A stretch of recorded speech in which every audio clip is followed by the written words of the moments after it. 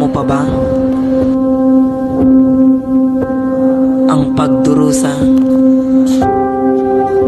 ang masasayang alaala, ang pagtuklas ng katotohanan, ang korupsyon,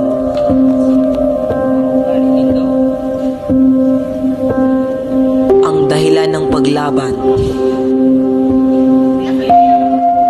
Nakakalimutan mo na ba?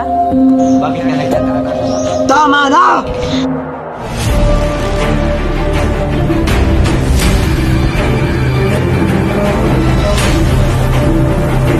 Bukas, makikita natin ang tagumpay ng ating pagsusumikap at ang papuri ng ating sanlibutan.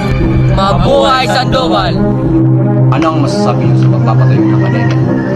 Isa mabangas na hiling ko sa pagbaliwala ng aming kapangyarihan.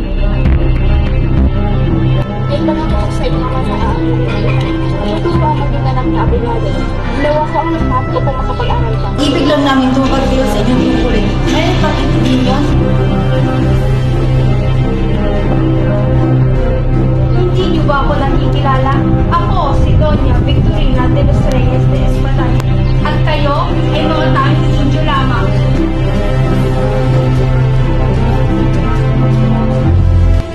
Ano ba itong siguro? Dalaga na hindi pa rin sa ulo ang mga laki na isa. Yan ang kikupitan ng selo dahil hindi na tinuruan ng selo. Ako si Hermana Tencha, ang mayaman at madasaling amo ni Hilda. Tayo.